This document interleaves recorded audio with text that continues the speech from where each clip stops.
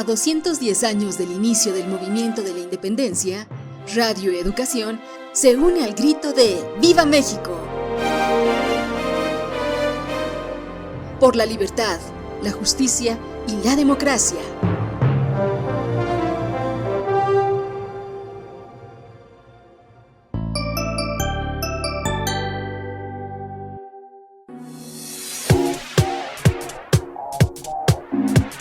Entre cruzamientos. Porque el arte se escucha, se siente, se prueba, se respira. Entre cruzamientos. Un diálogo entre usted y la cultura.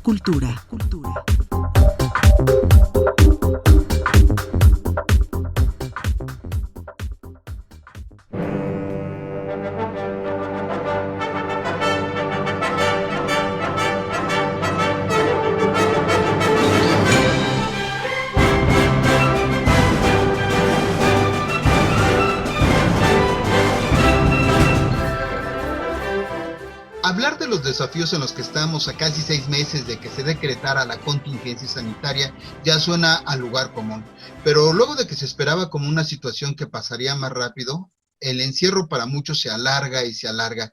Por eso las reuniones alrededor del 15 y 16 de septiembre, por lo menos este año, se han visto un tanto acotadas. Habrá quien haga sus fiestas, por supuesto, pero muchos más estarán en casa celebrando la fecha. Y mientras nos preparamos para un tequila o para un whisky según los gustos de cada quien, esta tarde vamos a reflexionar en torno al inicio de la Guerra de Independencia y también acerca de la identidad en pleno siglo XXI. Y para ello nos da mucho gusto saludar a dos personas que se han vuelto unos verdaderos conspiradores de esta historia. Isabel Revuelta y Alejandro Rosas, que si damos sus semblanzas, podría llevarnos un buen porcentaje del programa. Así es que si les parece, Isabel, mi querido Alejandro, mejor vayamos directos con la puya, casi. ¿Qué significa ser mexicano en 2020? Isabel. Primero que nada, muchísimas gracias. Y sí, efectivamente es un año especial. Estaremos festejando esta mexicanidad desde nuestras casas. Alejandro, ¿cómo estás? Y si quieren, pues entro directo. Para mí, ¿qué es ser mexicana? Esto lo he escuchado ya alguna vez, Alejandro, porque yo llego a México cuando tengo 10 años, a pesar de que nací aquí. Mi padre viajaba porque era ingeniero de ICA y teníamos residencias en algunos países de América Latina. Y para mí ser mexicana era un gozo, porque se venía a las vacaciones, porque yo venía a comer los platillos de mi abuela, pero al mismo tiempo era algo lejano que no era tan mío. Me tenía que aprender el himno de Guatemala o la historia de Colombia. Y cuando finalmente a los 10 años mi padre dice, ya, ustedes se quedan de fijo acá, él no, él siguió en sus obras.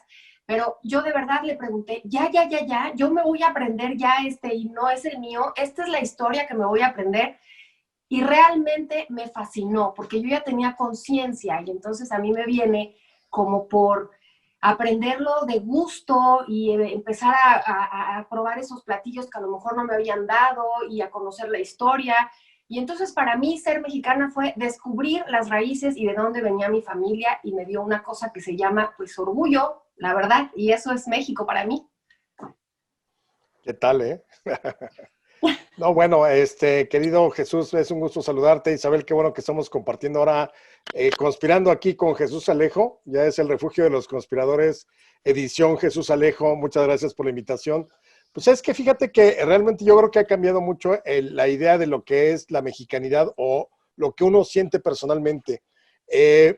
Yo creo que sí construimos una identidad y una imagen de lo que era la mexicanidad muy típica de la segunda mitad del siglo XX, a partir de la historia oficial, a partir de ciertos símbolos que siempre estaban presentes, desde luego a partir de ceremonias como el grito. O sea, yo me acuerdo sentir ese mismo orgullo del que habla Isabel, porque siendo chavos, o sea, estoy hablando de 8 o 10 años, mi mamá nos llevaba todos los 15 de septiembre, antes del grito, haz de cuenta, nos íbamos en cerca de las 4 de la tarde a ver los puestos cerca de la Alameda, en la calle de Madero y demás, y ya cerca de las 7 de la noche nos retirábamos del Zócalo Ya nos habíamos aventado confeti, huevos con confeti, habíamos comprado pues, los bigotes aquellos zapatistas y los sombrerotes de que decían Viva México, cabrones y demás, y ya llegábamos a hacer algo que yo todavía sigo haciendo hasta la fecha. Para mí esta fecha de la Noche del Grito es como Navidad, o sea, convocaba a la familia, te reunías incluso con amigos, familia, en una cena íntima, y luego a las 11 pues todos nos parábamos a la televisión a ver el grito, a ver qué decía el presidente y demás. Yo he procurado no perder esa tradición. Digo, desde luego este año 2020 es totalmente excepcional. Creo que es un momento que definitivamente está determinado por el 2020 y por lo que ha sucedido con la pandemia, pero es un hecho que desde el momento en que se celebra por vez primera la independencia, que fue en 1812 hasta la fecha, nunca se ha cancelado una celebración. Cuando los gringos nos invadieron, el gobierno federal se estableció los poderes en Querétaro y ahí hubo una pequeña ceremonia íntima, pero es una fecha que está por encima de las banderas políticas, por encima de los partidos, y creo que hoy, independientemente de las antorchas y los 500 miembros del ejército que estarán en la Plaza Mayor, me parece muy bien que el presidente no haya cancelado el que me imagino que saldrá a las 11 de la noche a tocar la campana como siempre y a gritar arengas para recordar a los héroes de la independencia.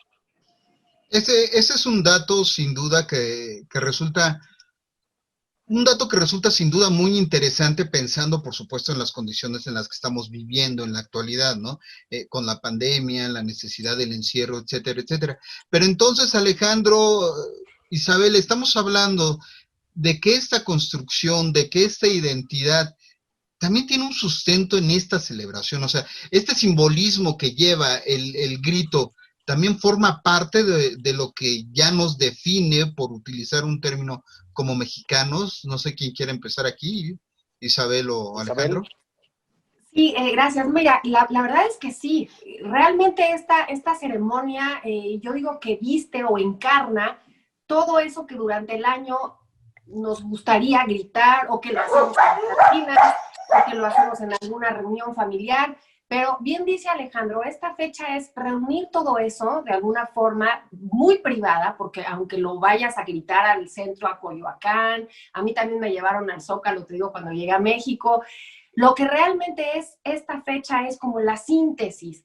Justo hoy estaba platicando también sobre esta famosa síntesis, si realmente hay algo que festejar, si somos independientes. Por supuesto que lo somos, porque además tendemos a desacreditar esos 300 años del virreinato, que por cierto hemos sido más virreinato que México independiente, y es ahí donde se va gestando toda esa pertenencia, todas esas mezclas, esos sincretismos, esas ideas de lo que es mexicano, lo que queremos, lo que no nos gusta, lo que creemos, a lo que sabemos, lo que olemos.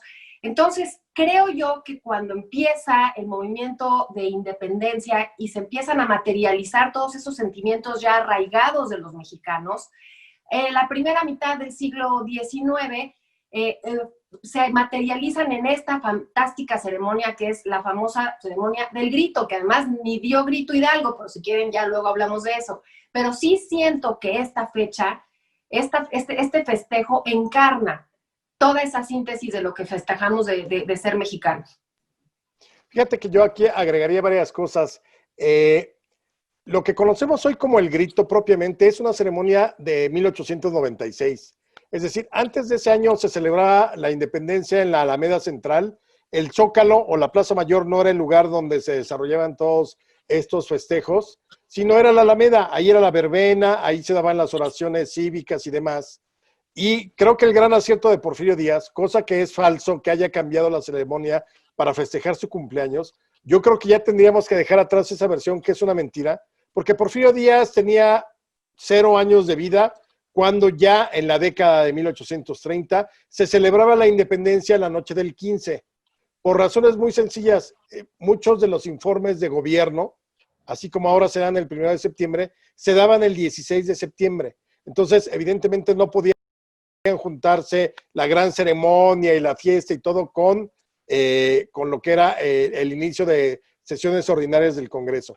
Entonces, quitémonos la idea de que Porfirio Díaz cambió para celebrar su cumpleaños con la patria, eso no es cierto. Lo que sí hace Porfirio Díaz y que logra que el epicentro del grito sea en el Zócalo es haber mandado traer la campana de Dolores, Guanajuato, a la Ciudad de México y colocarla en el balcón central del Palacio Nacional.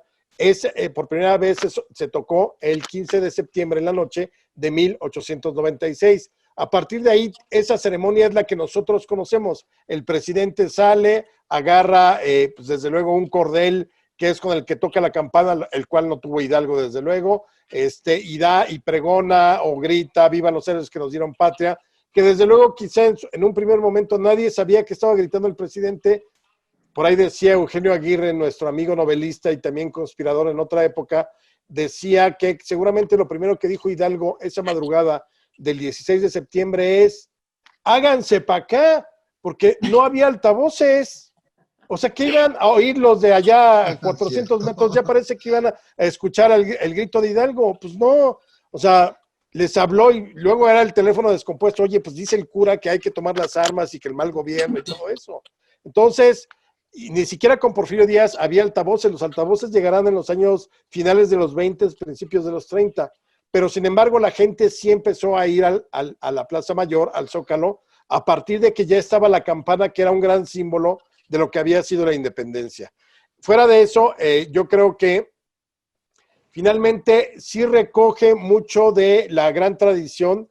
Creo que es una ceremonia que le cae muy bien ahorita al gobierno, porque la independencia es la menos polémica de las tres transformaciones anteriores a las que se refiere el gobierno de la 4T, que son independencia, reforma y revolución.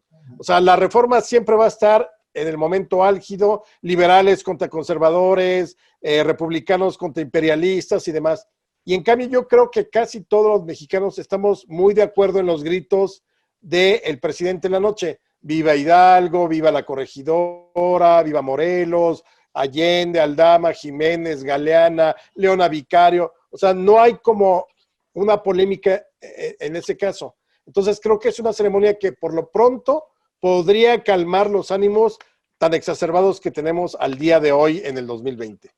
Señalaste algo que sin duda es muy importante dentro de todo esto, Alejandro, que es el asunto de los mitos, ¿no? Y creo que, bueno, todas las sociedades, todos los países, de una u otra forma, las estirpes monárquicas que conocemos se fundan en estos mitos. Pero pareciera de pronto que, así como se ha construido y se ha escrito la historia a lo largo del siglo XIX, el XX, supongo que también el XXI, hay más mitos fundacionales en los que estamos sustentados que verdades. Ya no quiero decir absolutas porque eso no existe, pero sí verdades que están sustentadas en documentos. ¿Qué piensas, Isabel? Pues mira, esta ceremonia efectivamente tiene muchos mitos alrededor. Primero que nada, situémonos en esa madrugada de 1810. Están conspirando, a Miguel Hidalgo lo llaman casi que no estaban muy de acuerdo, al final les gustaba muchísimo. Los conspiradores que ya tenían un tiempo juntándose en casa de la corregidora, entre ellos Aldama y Allende, necesitaban una figura que estuviera un poco más arraigada al pueblo. Y finalmente al pueblo, ¿por qué? Porque eran los que necesitaban para que esta Nueva España buscaran primero la autonomía. Ese también es otro mito, ¿no? Tampoco es que el del día uno es vámonos a la independencia y viva México. No, esto fue un proceso y eso es bien importante señalarlo porque fue un proceso histórico. Conforme va avanzando la lucha y la gesta de los insurgentes, cambia totalmente y entonces se busca la independencia. Pero a lo que voy es, cuando son descubiertos en esta conspiración, que finalmente el cura Hidalgo acepta participar, me encanta lo que dice Alejandro, no es que en la plaza ya estuvieran y se sale a la campana. A ver, había 3, 4, 10, 20 comerciantes que al día siguiente iban a estar en la plaza. Él lo que dice es que han sido descubiertos y que nada más el camino es a coger gachupines. Se va por el camino y en Atotonilco toma el estandarte, pero se va construyendo poco a poco. Entonces, el mito de que la noche que es que gritó Hidalgo con la campana de Dolores, no, y además hay una cosa bien interesante de este festejo que no nos ponemos a pensar. A los mexicanos nos encanta, y lo traemos en el ADN, la festividad religiosa. Desde la época prehispánica hasta los 300 años de virreinato, la campana, la plaza, el cura, la comida, la fiesta, el borracho, lotería, no, o sea, todos los elementos absolutos de esa forma de festejar que siempre han hecho los mexicanos, hemos hecho los mexicanos, está en esta fiesta, pero está rodeada de mitos. No nace esta fiesta desde el inicio, está muy bien hilvanada, lo decías muy bien, Alejandro, ya en el Porfiriato, con esta fiesta moderna. Y además, cada gobierno le mete algo, o el grito que se le antoja a la persona, el evento, ¿no? Entonces también es una cosa tan viva, tan mexicana. Pero fíjate, yo agregaría aquí varias cosas. Esa noche es sábado 15 de septiembre. Los descubren, Hidalgo dice, vamos a tomar las armas, Allende dice, no, mejor huyamos, nos escondemos y nos reubicamos y nos reencontramos en un par de meses. Hidalgo dice, no, sí vamos, es hora de coger gachupines. Y lo interesante es que yo creo que eran más de 20, porque era domingo de plaza. Es decir, efectivamente, en el momento en que Hidalgo se para afuera de la parroquia, en el atrio de la parroquia, sí manda tocarla, él no toca la campana, pero manda al sacristán a que toque la campana, como solía hacerse. Estamos hablando que quizás serían las 4 de la mañana. No es que de pronto el pueblo se despertara con la campana, es que la plaza estaba atestada de gente porque era día de plaza y entonces llegaban de todas las rancherías de la sierra a colocar puestos. Ustedes vean un tianguis a qué hora se ponen en la Ciudad de México, ¿no? Se ponen en distintos momentos, en distintas horas y van llenando la plaza y así sucede con Hidalgo. Entonces Hidalgo cuando se levanta, o más bien, cuando empieza a lanzar la arenga del mal gobierno y de todo, hay mucha gente reunida, sí hay mucha gente, pero no porque tuvieran una conciencia política o porque, híjole, nos está llamando el cura, sino porque estaban colocando los jitomates, las calabazas, los chiles, las tunas y demás. Ahora, desde luego, todo lo que se habla de que si Hidalgo dijo o no dijo y demás, también es una interpretación que se va dando a lo largo del tiempo. Pero yo creo que sí es una ceremonia, no el grito propiamente. Ahora, hay que pensar, ¿a qué nos referimos cuando el grito? A los pregones. O sea, generalmente todos los sacerdotes eran gritones, valga la expresión, o todos los sacerdotes hacían una ceremonia del grito, no para levantar en armas, sino para los avisos parroquiales en la explanada, en el atrio, y eso eran los pregoneros, los sacerdotes se convertían en pregoneros. Entonces, no era que el grito nada más se dedicara a una cuestión política o social, sino era algo, en cierto modo, común dentro de la sociedad novohispana, porque evidentemente no había redes sociales, ni internet, ni televisión, ni radio como para difundir. Entonces, los pregoneros jugaban, eran los gritones, y los curas muchas veces utilizaban a los pregoneros para también dar a ciertos avisos fuera de las horas de misa. Ahora, también la ceremonia de independencia tiene su primera conmemoración y celebración real y documentada en 1812. Es decir, estamos hablando 2 años después de que Hidalgo se levante en armas, ya López Rayón realiza la primera celebración de independencia y de ahí para el Real. Obviamente, veremos trastocados algunos momentos por la Gran Independencia, pero ya en 1823 prácticamente se vuelve una ceremonia oficial que no tiene que ver con la que vemos en Palacio. Esa, insisto, se va a dar hasta 1896, cuando el presidente pueda tocar la campana, que no tocó Hidalgo como la tocan los presidentes, pero sí mandó que alguien la tocara ese día 16 de septiembre. Bueno, mientras vemos exactamente cómo se siguió celebrando esa fecha, mientras nos preparamos nosotros con un tequila para irnos como entonando, o dos, ¿qué les parece si hacemos una breve pausa? Estamos en una edición especial de Entre Cruzamientos con Alejandro Rosas e Isabel Revuelta Po. Los acompaña Jesús Alejo Santiago, hablando por supuesto del 15 de septiembre, el inicio de la Guerra de Independencia y sobre todo de los mitos que la rodean.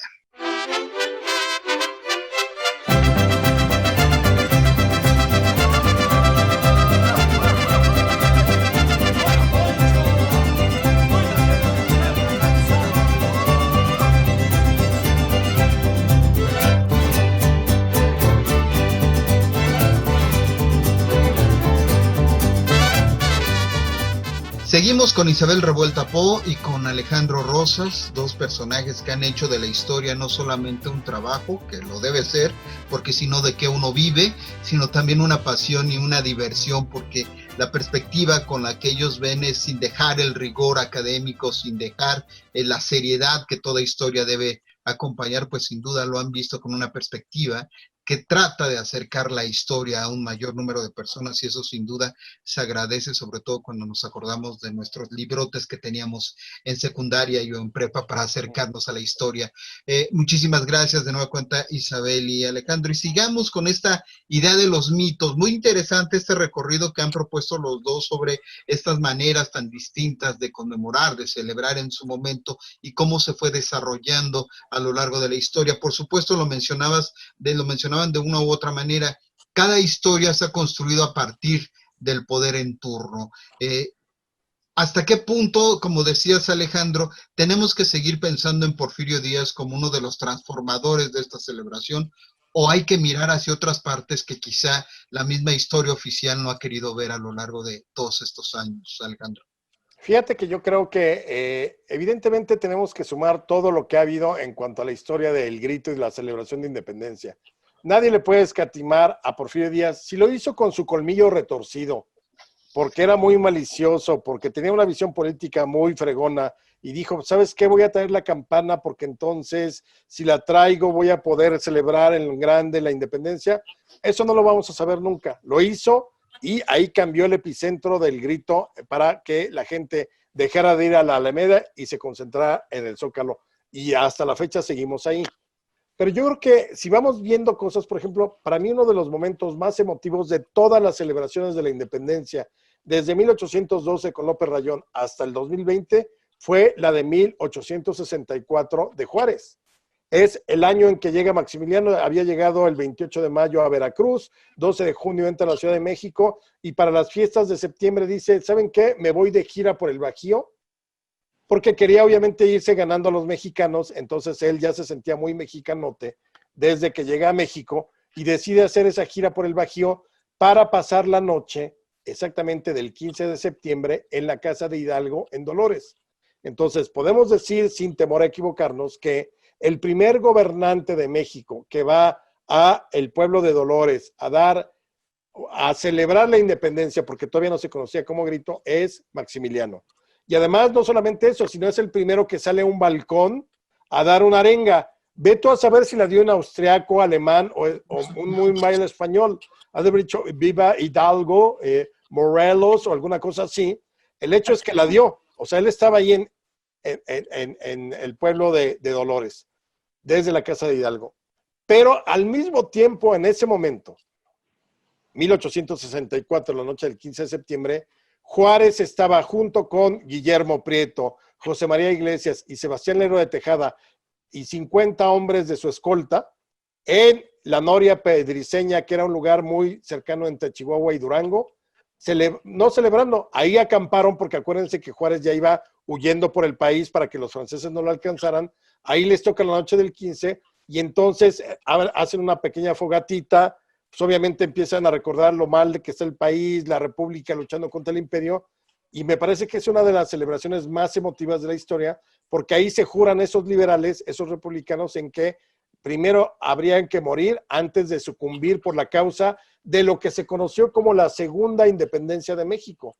Y entonces se echa un discurso muy breve, Guillermo Prieto hablando de que pues, la patria es el lugar, es la tierra, son nuestros olores, nuestros sabores, nuestros cielos. O sea, no es un asunto ya ni siquiera político. O sea, la patria es los muertos que hemos enterrado aquí, que son nuestros antepasados, los abuelos, los bisabuelos, los papás, nuestras historias, nuestros amigos, y que había que defender ese territorio. Entonces, me parece que es la más emotiva de las celebraciones de toda la historia de la celebración de independencia, en un momento en que prácticamente no había todavía la posibilidad de pensar si México podría sobrevivir o la República podría sobrevivir a un momento tan crucial como es en el que el imperio y Francia aquí con sus tropas parecía que tenían todo para ganar.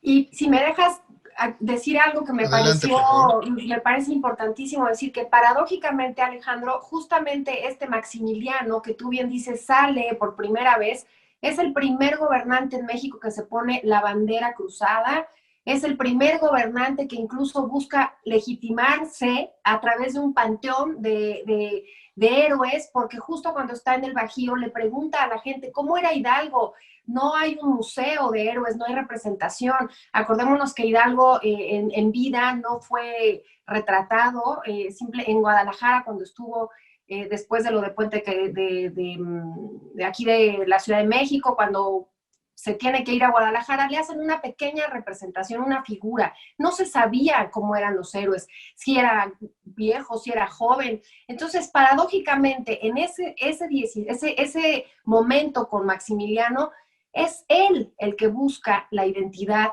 de este país. Ya después, con la República restaurada, todos esos elementos vuelven a tejerse. Por eso es tan interesante la historia de México, porque no es de unos y otros, es el tejido de todos los que han participado. ¿Y por qué, Isabel, Alejandro, de pronto ese tipo de historias no llegan, digamos, a los libros de texto? ¿Por qué seguimos construyendo todo este tipo de historias, de este pasado a partir de mitos? ¿En qué sentido lo valoran, Alejandro Rosas? Porque, ¿sabes qué? Creo que no hay una preocupación real de enseñar historia como un proceso. Entonces, lo que te va enseñando la historia en México es que son momentos. Hidalgo da el grito, Hidalgo toma Guadalajara, abole la esclavitud, Hidalgo es tomado prisionero, Hidalgo es fusilado. Luego sigue Morelos, Morelos se levanta, triunfa en Cuautla, decretan los sentimientos de la nación, lo agarran, lo fusilan, y así sucesivamente. Yo creo que ha faltado ahí yo creo que si algo carecemos en México, una necesidad de replantear cómo difundes y enseñas la historia, porque creo que ya está totalmente agotado el modelo de la historia oficial. La historia oficial ya no existe, vamos, o sea, que si se está creando otra con este nuevo gobierno, pues sí, seguramente porque es algo inherente a los gobiernos, pero ya hoy tienes 17,000 fuentes para confrontar cualquier historia oficial que alguien quiera poner desde el poder. No era eso lo que sucedía en el siglo XX. Tú tenías una historia oficial desde 1959, que es cuando se funda la CONALITEG, que es la Comisión Nacional del Libro de Texto Gratuito, y desde ahí hasta más o menos los 90, hasta antes de Zedillo, era la misma historia para todos. Hoy ya tienes fuentes, hoy ya tienes mucha divulgación, y entonces puedes confrontar cualquier cosa que te quieran dar como historia oficial, la puedes confrontar.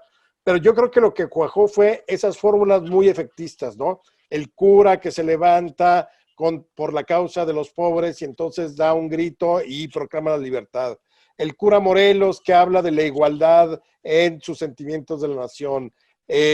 Los insurgentes que sobreviven a la terrible guerra de independencia y que se oponen al tirano maldito, ambicioso de Iturbide. Luego viene Juárez para iluminarnos después de 30 años de terrible oscuridad porque Santana gobernó 11 veces y eran los criollos.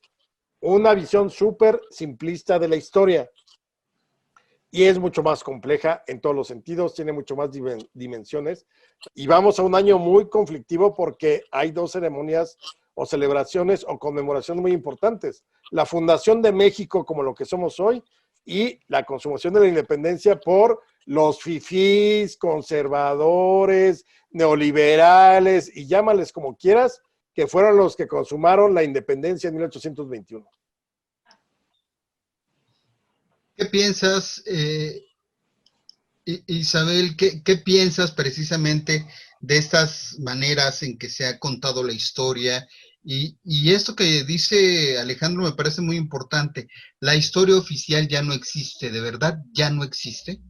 Mira, yo pienso que la historia efectivamente, no sé si en todo el mundo, supongo que es una cuestión de todos los gobiernos en el mundo, nos gusta muchísimo hacer santos impolutos y villanos terribles. Bueno, nos encanta, pero yo no encuentro una manera más fácil de alejar a un personaje que puede ser sumamente rico de la gente. O sea, cuando tú quieres poner en un pedestal a un Hidalgo, a un Allende o a Josefa, lo único que estás haciendo es alejarlos justamente de los mexicanos que venimos detrás.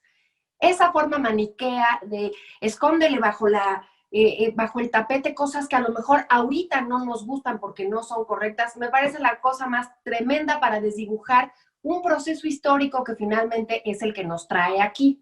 Por eso siento que los mexicanos estamos un poco indigestos, incompletos, tenemos que hacer las paces con nuestra historia, porque en algún momento es el villano horrendo, y luego te enteras de una cosa que ya no te gustó, y entonces ya lo que empiezas a sentir a lo mejor una simpatía por Díaz, pero no nos olvidemos lo que hizo Díaz en una dictadura terrorífica, pero entonces nos cuesta mucho trabajo centrarnos de manera integral y decir, tuvo grandes aciertos, pertenece a un periodo histórico y también tuvo grandes cosas que finalmente por eso caen los gobiernos, por eso no perduran. Yo no estoy diciendo que todos tengan, digamos, cosas para tirarlos, no. Hay gente que, vamos a poner un ejemplo, el mismo Hidalgo. El mismo Hidalgo cuando hace las matanzas de los inocentes en La Lóndiga, en Guanajuato y después en Guadalajara, al final de sus días, él reconoce que fue un frenesí, que se dejó llevar, que en un resarcimiento del cual el pueblo lo necesitaba y nunca les hizo juicio a estos españoles inocentes porque ya eran inocentes. Pero bueno, si eso a mí me lo hubieran dicho cuando llego a México y me dijeron que el cura Hidalgo, yo hubiera llorado toda la noche de escuchar que el cura Hidalgo había asesinado gente inocente. Pero eso no le quita el que él se haya lanzado al vacío, no le quita que era un hombrón que ayudó desde siempre a los más necesitados, no le quita ese poder que tuvo para mover casi 80,000, 100,000 personas que no tenían más nada que perder. Por eso creo que manejar la historia desde los extremos me parece muy mal, muy mal. Y si la seguimos, además de que es aburridísima, porque nos han contado muy mal la historia, quitémosle el oropel, quitémosle las etiquetas de un lado y del otro y conozcamos a los personajes y los procesos tal como son. A lo mejor Benito Juárez hay cosas que no nos hubiese gustado que hiciera ahorita o en ese momento, o Maximiliano, que no estoy justificando la invasión, pero era un personaje que tenía cosas liberales interesantes. En fin, yo pienso que hay que tomarlo con sus claroscuros. A final de cuentas también es una visión histórica que hay que estar, que se está renovando, digamos, conforme se pueden acceder a muchos documentos, se pueden encontrar, digamos, hasta se puede decir que libros que habían permanecido ocultos o olvidados durante mucho tiempo. Mencionaron algo que es muy interesante, el 2021 sin duda es importante para México. Yo quisiera preguntarles en ese sentido, si las fiestas patrias, como las hemos llamado, la iluminación en la Plaza de la Constitución, la cena o la fiesta que seguramente vamos a tener esta noche, con la debida distancia, supongo, con la sana distancia, ¿de verdad contribuye como a unirnos como sociedad? Si es la identidad como este elemento que todavía nos sigue pegando como parte de un país, como parte de los mexicanos. Mira, yo considero que sí, y te voy a decir por qué. No la cena, o si hay un brindis o no hay nada en el palacio, lo que haga el presidente, creo que es una cosa aparte. Creo que la ceremonia de la independencia, llámale la ceremonia del grito, es algo que siempre ha estado por encima de cualquier bandera política o de los partidos políticos o del gobernante en turno o del presidente. O sea, con Peña Nieto o con Calderón o con Fox o con Salinas o con Andrés Manuel como presidentes, la Plaza de la Constitución y las distintas plazas del país se iban a llenar. ¿Por qué? Porque ya hay un arraigo de una tradición. O sea, finalmente la Noche del Grito se convirtió en una tradición de los mexicanos. Y yo siempre he dicho, es una ceremonia de los mexicanos. Y es una ceremonia donde los mexicanos yo creo que no se identifican con el gobierno en turno o con el presidente municipal o con el gobernador, se identifican con toda esta historia que hay detrás, que si Hidalgo, que si Allende, que si la libertad, que si la independencia. Entonces, y creo que es muy primitivo ese sentimiento en muchos sentidos. No creo que todo el mundo llegue y, sí, como dijo Hidalgo en el documento para justificar la abolición de la esclavitud de diciembre. No, creo que simplemente es una tradición que ha prevalecido desde hace mucho tiempo y que finalmente es una celebración que une y que identifica a los mexicanos todos cualesquiera que sean. Entonces, por eso insisto, creo que gobierne quien gobierne, ahorita porque está lo de la pandemia, pero seguramente se llenaría como también se llenaba Peña Nieto, por más que digan sí había acarreados, mucha gente iba no por Peña Nieto, porque eso también, ya estamos hartos de ese tipo de discusiones bizantinas de, es que no era Peña Nieto, eran los acarreados. Hay gente que va al Zócalo la noche del 15 porque es una tradición, porque fueron con los abuelos, porque fueron con los papás, porque llevaron a los hijos. Y eso no te quita que esté Peña Nieto o Fox o Calderón o Zedillo o López Obrador, no te quita nada de ese sentimiento que te abriga a ti. Por eso creo que es mucho más importante la ceremonia en general. Si hay cena o no es lo de menos para la gente que va al Zócalo o que estamos viendo el grito en casa a las 11 de la noche. No estamos pensando si el presidente es o no es, sino estamos pensando que eso lo hemos visto desde hace más de 100 años, una y otra vez, y porque la gente se suma y porque la gente cree y porque quizá de todo hay una esperanza de que este país puede ser 17 millones de veces mejor de como lo han dejado los políticos hasta nuestros días. ¿Qué piensas, Isabel? No, completamente de acuerdo. A mí me parece importante este festejo, independientemente de que si se quiere decir que un gobierno y que no estuvo lleno el Zócalo, que le fue fatal, que mal gritó, que ahora que no puso mujeres, que sí puso mujeres. Evidentemente todo eso habla de los tiempos que corren, pero imagínense una Francia que no festejara el 14, un París que no se volcara a sus calles para recordar finalmente eso que nos une, porque a mí me gusta mucho hablar que la historia es para darnos unas cosas importantes al ser humano que se llama pertenencia. No nos encanta pertenecer a un club, a una familia, a nuestro nombre. Entonces, ¿por qué no nos va a encantar pertenecer a esto que es México? Y ya una vez que tú te sientes que perteneces y estas ceremonias aglutinan ese sentimiento, te dan una cosa que se llama continuidad. Y continuar con nuestra tradición y continuar con ese tema y los festejos y la fiesta, a mí me parece que son cosas que se necesitan como cualquier pueblo, como cualquier país lo festejaría. No me parece, por ejemplo, oportuno lo que dice Alejandro, que las discusiones bizantinas lo único que hacen es justamente quitarnos oportunidad de sentir pertenencia. Y esa es la parte que no está padre de olvidar todos los procesos históricos, y tampoco está este año que viene, ¿no? Vamos a festejar en 1521. Yo te garantizo que va a haber muchísima gente que dice, no hay nada que festejar, pues si éramos Tenochtitlan y llegaron esos apestosos. Por Dios, superemos, leamos, investiguemos y conozcamos muy bien eso a lo que pertenecemos. Y regreso a la palabrita de pertenencia. Esa ciudad con los españoles y con esas piedras y con esa mezcla es a lo que pertenecemos. Y hay que festejarlo y hay que conmemorarlo, y me parece que es bizantino, como dice Alejandro, empezar con que si mejores que los aztecas. Por Dios, superemos, somos la mezcla de los dos. Pero esas fiestas son para conocernos. Y sin duda va a ser muy interesante seguirnos conociendo dentro de este proceso. Más allá, incluso se podría pensar que de las ideologías, conocer la historia nos permite conocernos a nosotros mismos, hasta el lugar común. Lo hemos platicado Isabel, Alejandro, que si hay una frase que define de sus trabajos es que al final tratan de conocer la historia para entender a nuestro presente. Vamos a hacer, si les parece, Isabel, Alejandro, ya una última pausa aquí en esta edición especial de Entre Cruzamientos, 15 de septiembre, para celebrar esta fecha que sin duda sigue siendo importante para todos los mexicanos.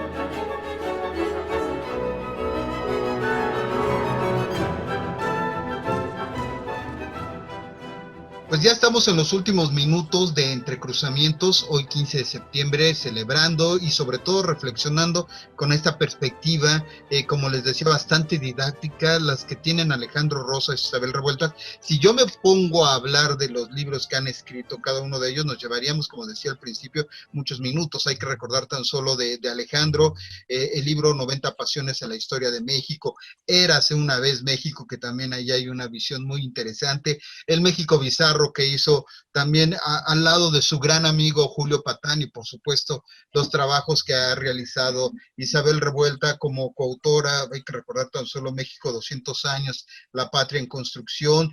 Otras miradas como, este me parece muy interesante, Las centurias de historia en los viñedos mexicanos, que es también irnos acercando como a los detalles de lo que es la historia de nuestro país. Ya casi terminando, Alejandro, Isabel, yo quisiera preguntarles, en este tiempo de redes sociales, en este tiempo de millennials, en este tiempo en el que supuestamente ya no hay fronteras, aunque hemos tenido que cerrar fronteras debido a la pandemia, ¿sigue existiendo con la misma fuerza esta idea de identidad? ¿Los millennials siguen sintiéndose como mexicanos? ¿Cómo reflexionan? ¿Qué piensan al respecto? Yo creo que sí hay un alejamiento. Finalmente nosotros fuimos una generación, los que nacimos a finales de los 60, principios de los 70, fuimos una generación que pues, evidentemente no teníamos ese bombardeo de inmediatista de la comunicación. Prácticamente crecimos con los canales de televisión abierta, ya está muy entrado los 80s, los sistemas de cable y demás, pero sí había como posibilidad, o sea, teníamos que fumarnos, valga la expresión, la hora nacional. O sea, no había Spotify para huir o MP3 o nada por el estilo. O sea, muchas veces típico que regresabas de comer de casa de tus abuelos y eran las 10 de la noche y ponías el radio del coche y pues ya, ni modo, la hora nacional, ¿no? Entonces yo creo que todo ese tipo de cosas por un lado nos marcó y nos enseñó una historia que hoy ya hemos desechado, porque era la de blanco y negro, maniqueísmos, héroes y villanos, que creo que eso ya está de sobra. Y por otro lado nos permitió también ir cuestionando esa historia. Yo creo que ahora nos toca aprender a contar la historia para estas generaciones.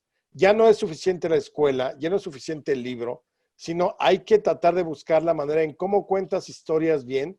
Quizá igual con las plataformas Netflix, Amazon Prime, History Channel, o sea, todas estas herramientas que hoy tenemos, que son prácticamente de este siglo, pero sí es necesario que recontemos la historia, que no terminemos juzgándola, sino más bien tratando de comprender, pero siempre contando cómo es la historia. La historia es de pasiones.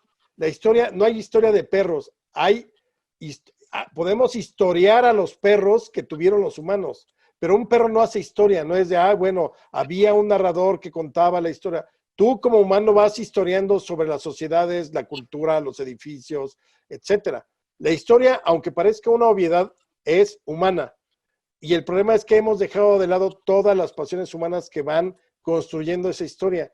Creo que en el momento en que podamos plantear nuevamente cómo contar la historia de una manera en que no se pierdan la humanidad o la dimensión humana de los personajes patrios, creo que ahí podremos nuevamente ganar una identidad y adeptos a la historia mexicana y a la historia universal en general.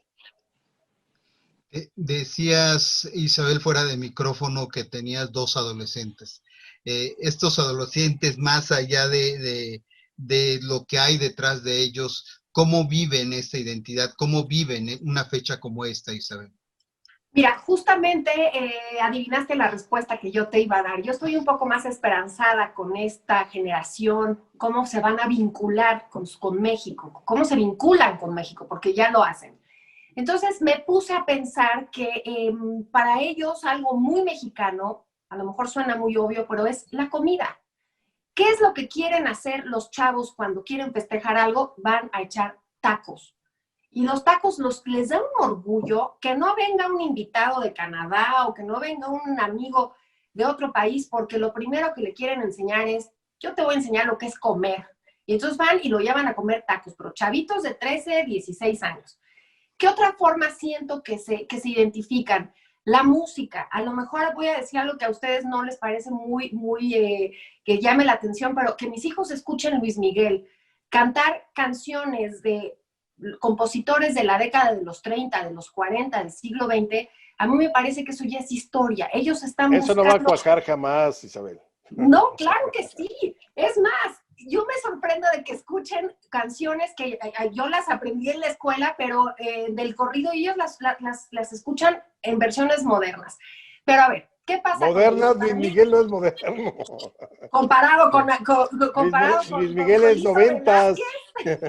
Oye, comparado con, a mí me encantan las películas de blanco y negro y de la época de oro de México, pero tú pones ahorita a Jorge Negrete y a Pedro Infante y sí te lo avientan, pero pones a Luis Miguel y ya está pasando la generación. Yo creo que cada época de alguna forma vincularse a este país, pero ojo, sí creo también lo que dices, Alejandro, que se está perdiendo la historia. Yo sí, a mis hijos sí me los llevo a pueblear, los llevo hace poco nos fuimos por carretera a Puerto Vallarta y esto es tequila, esto es el paisaje agavero, o sea, sí creo también que la responsabilidad es de lo que te van transmitiendo esas generaciones. Me gustan mucho las sobremesas, me gusta mucho hablar con ellos y sobre todo los medios de comunicación están olvidando cómo transmitir esa historia de manera, a lo mejor ahora la historia se va a contar con memes, o se va a contar con TikToks, yo qué sé, yo no pierdo la esperanza, yo sí creo que van a encontrar la forma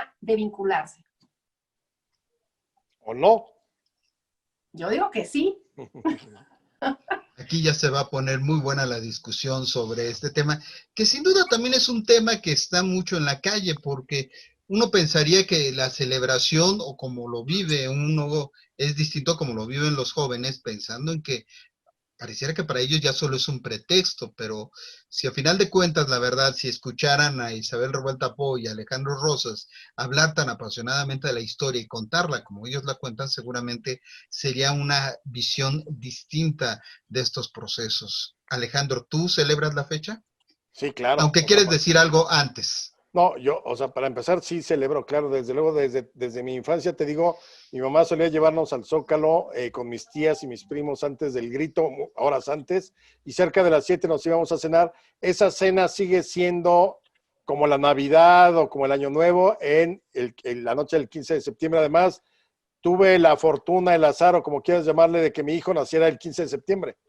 Entonces, ya son dos festejos, pero seguimos haciendo esa cena íntima, familiar y demás, nada más que este año, desde luego, pues obviamente está cancelada por cuestiones de la pandemia y sobre todo para cuidarnos y protegernos. Pero yo a lo que voy es que quizá también tiene que cambiar los conceptos de identidad y de nacionalismo. Vivimos en un mundo globalizado y quizá para muchos chavos ya no importa tanto el águila y la serpiente, y yo no lo vería mal. O sea, yo creo que el compromiso de las nuevas generaciones no tiene que ser con que lloren cuando vean la bandera mexicana izar o cantar el himno. Mejor, prefiero que lloren porque se comprometen como sociedad en el civismo, en la cuestión de ir a ejercer los derechos políticos, en cuestionar a las autoridades, en la participación cívica, en convertirse en ciudadanos y no solamente como en pues, el pueblo o el vasallo que acepta lo que le diga. Yo preferiría eso a que ay, qué padre que vamos a comer pozole porque el pozole representa nuestros valores. No, porque al final todos esos son valores universales. Es decir, cuando dices, me enorgullezco de que tenemos unos volcanes espléndidos como el Popocatépetl. Güey, todos tienen volcanes en el mundo y tienen aguas termales y tienen paisajes maravillosos. ¿Qué mérito mexicano es ese? Ninguno. En cambio, si tú creas una sociedad con valores cívicos, con valores políticos, creo que yo me sentiría más orgulloso de esa generación, de que preferiría estar pensando, puta, vienen las elecciones, vamos a participar, vamos a votar, a que estuvieran diciendo, híjole, qué bueno que Hidalgo no dijo que muera Fernando VII. O sea, la verdad, me parece que tenemos que pensar más en el presente. El pasado, claro que son referencias, pero yo creo que también el lenguaje de los jóvenes de hoy no se ata a lo que nosotros conocimos como identidad, o a estos ejemplos de eso es lo mexicano y es lo único que vale. Claro que no, hay muchas manifestaciones para sentirse orgulloso del país donde vives, pero también que trascienden mucho más ya la idea de el nacionalismo, ese abyecto, el patriotismo puro, pues no.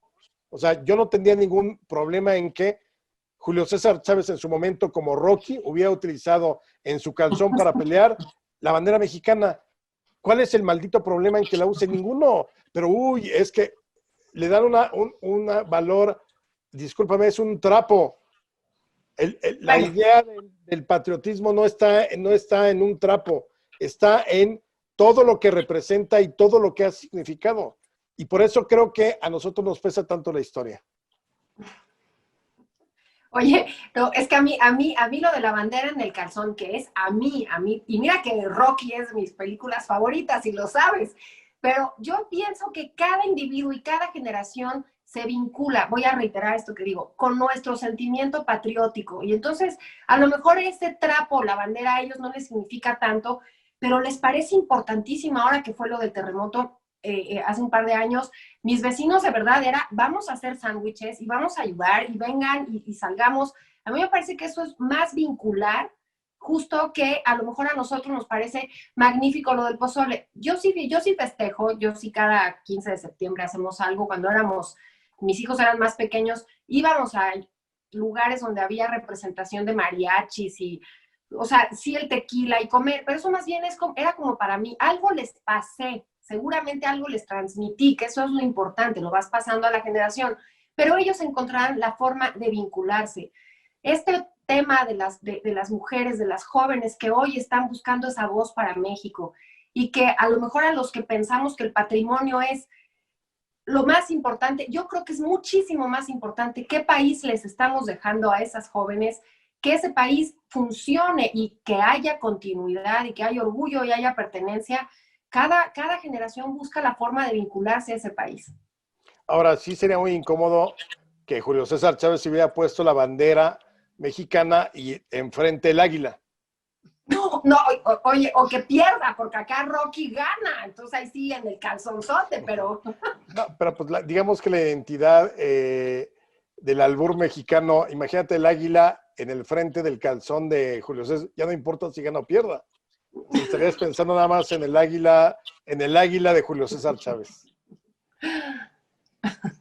Y se me hace que además viste el TikTok sobre la chica bailando a ritmo de Por el ejemplo, himno nacional. Qué bueno que lo mencionas, Jesús. Me pareció total, o sea, ya estamos en un grado de puritanismo y de lo políticamente correcto. No hizo, ni siquiera dijera, bueno, es que se desnudó con el himno nacional mexicano, lo cual me parecería algo muy osado y quizá digno de aplauso. No lo hizo. Bailaba, se movía con el himno nacional. ¿Cuál es el maldito problema con eso? O sea, creo que confundimos la idea de la patria o el patriotismo con el patrioterismo chabacano.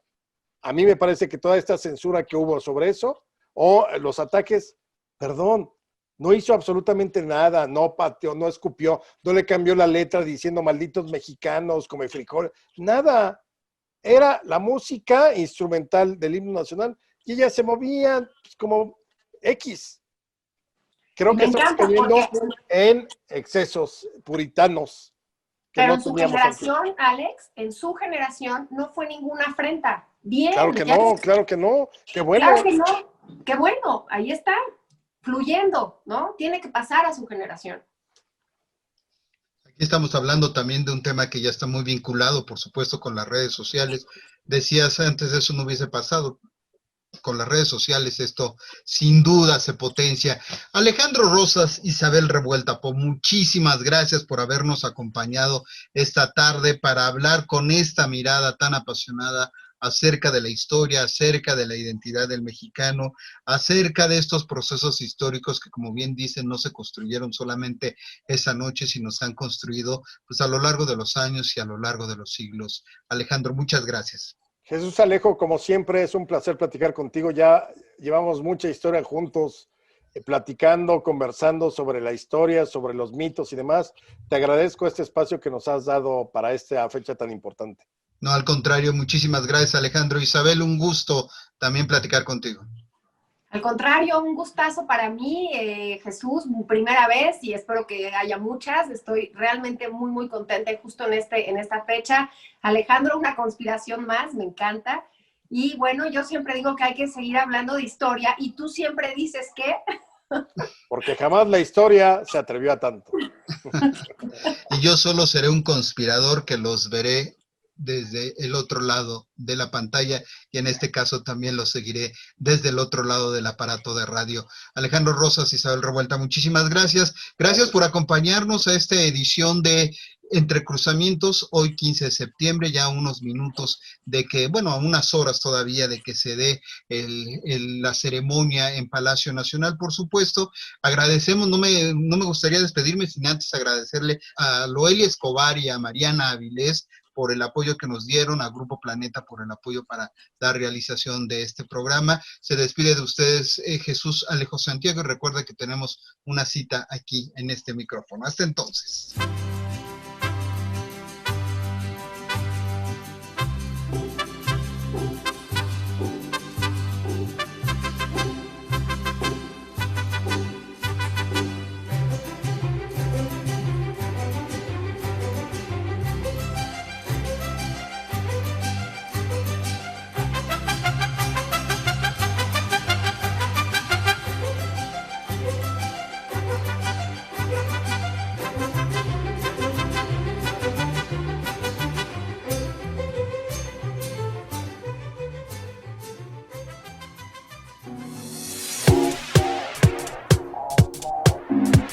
Entre Cruzamientos. Porque el arte se escucha, se siente, se prueba, se respira. Entre Cruzamientos. Un diálogo entre usted y la cultura. Cultura.